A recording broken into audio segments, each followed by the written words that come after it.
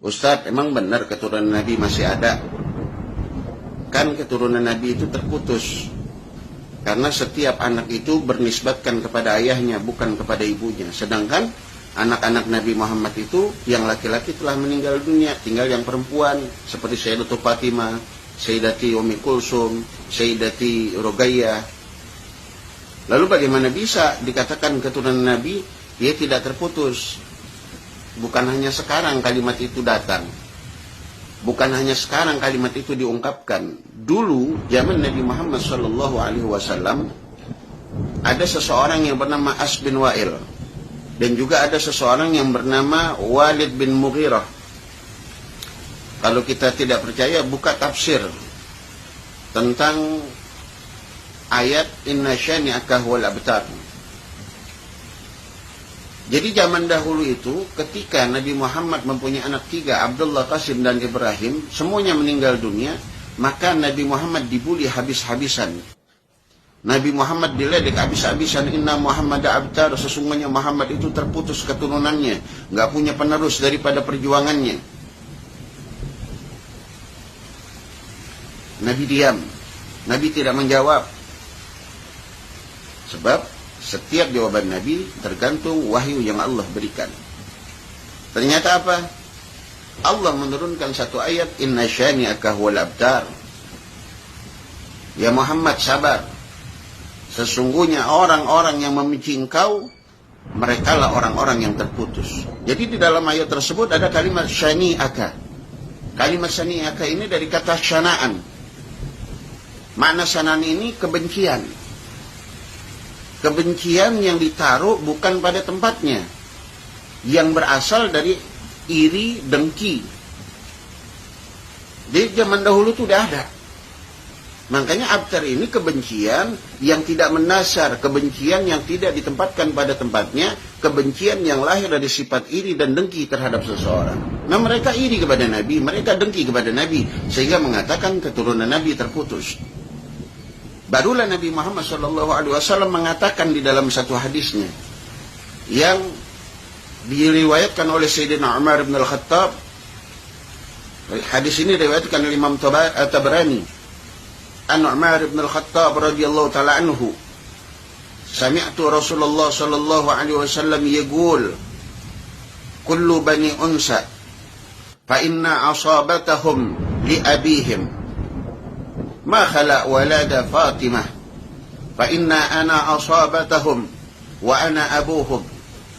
Bahkan di riwayat lain, redaksi lain dikatakan fa inna ana asabatahum wa ana abuhum wa ana waliyuhum, bahwa sesungguhnya setiap anak-anak yang lahir daripada rahim ibunya yang perempuan itu, mereka dinisbatkan kepada ayah mereka. Ma khala walada Fatimah, kecuali anak-anak daripada Sayyidatul Fatimah, mereka bernasabkan kepada Sayyidatul Fatimah. Nabi mengatakan, fa inna ana asabatuhum wa ana abuhum wa ana waliyuhum. Aku yang menjadi asabah mereka, aku yang menjadi ayah mereka, aku yang menjadi wali-wali mereka.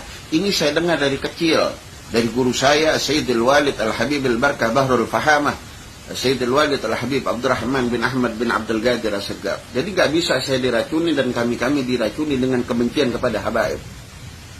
Jadi zaman Nabi udah ada tuh namanya As bin Wa'il, udah ada namanya Walid bin Mughirah. Nah, mereka diputuskan nasabnya. Maksudnya apa? Nggak punya anak, mereka punya anak. Mereka punya anak. Walid bin Mughirah punya anak 11. Semuanya tidak meneruskan dia perjuangannya daripada Walid bin Mughirah untuk membenci Nabi Muhammad. Bahkan anaknya mencintai Nabi Muhammad yang bernama Sayyidina Khalid bin Walid. As bin Wa'il bencinya kepada Nabi Muhammad, namun kebencian itu tidak diteruskan kepada anaknya, sehingga anaknya menjadi orang yang mencintai Nabi yang bernama Sayyidina Amr bin As. Dan kebencian ini terus berjalan. Setiap zaman, setiap waktu ada orang yang membenci keluarga Nabi Muhammad. Bahkan ketika terjadi Karbala, semua keluarga Sayyidina Husain dibantai, dibunuh, digembar-gemborkan pada saat itu sesungguhnya Husain sudah tidak punya keturunan, Rasulullah tidak punya dzurriyyah. Ternyata Allah selamatkan satu anak daripada Sayyidina Husain yang bernama Sayyidina Ali Zainal Abidin. Dikala itu Allah berikan sakit pada beliau sehingga beliau tidak ikut berperang. Allah selamatkan beliau sehingga mempunyai keturunan yang bernama Sayyidina Muhammad al-Baqir. Lalu punya keturunan lagi namanya Sayyidina Ja'far Shadiq. Lalu punya keturunan yang lagi yang nama Muhammad An-Najib. Sayyidina Muhammad An-Najib punya anak namanya Sayyidina Isa Ar-Rumi. Sayyidina Isa Ar-Rumi punya anak namanya Sayyidina Ahmad Al-Muhajir. Keturunan Nabi yang pertama kali hijrah ke Yaman sehingga dinamakan Al-Muhajir.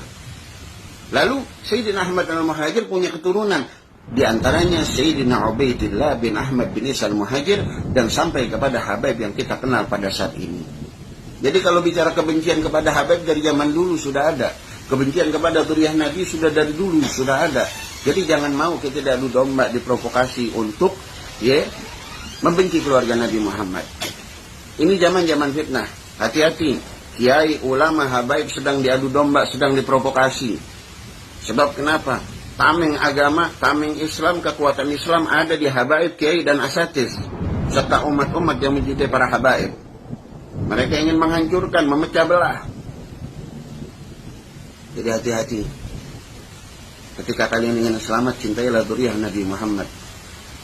Sebab saya pernah mendengar perkataan guru saya daripada hadis Nabi Muhammad sallallahu alaihi wasallam, "Man mata ala bughdi ali Muhammadin, mata Yahudiyan aw Nasraniyan." Siapa orang yang ketika mati masih menyimpan kebencian kepada zuriyahnya Nabi Muhammad, keluarganya Nabi Muhammad, maka ingat dia akan mati dalam keadaan Yahudi dan Nasrani. Naudzubillah min dzalik. Ayo kita buang masalah-masalah itu. Dan antum yang menggembar-gemborkan putusnya nasab Nabi Muhammad, tanggung jawab dunia akhirat. Kalian akan diminta pertanggungjawabannya oleh Nabi Muhammad SAW. Kalian telah menyakiti keturunan Nabi Muhammad. Hati-hati kalian. Sebanyak apapun ilmu yang kalian punya, sehebat apapun kealiman kalian, sehebat apapun karya ilmiah kalian, tetapi kalian telah memecah belah umat dengan habaib. Hati-hati. Ya, semoga Allah berikan hidayah mereka, orang-orang yang membenci habaib, sehingga mereka cinta kepada habaib, agar dunia ini Allah berikan keselamatan. Assalamualaikum warahmatullahi wabarakatuh.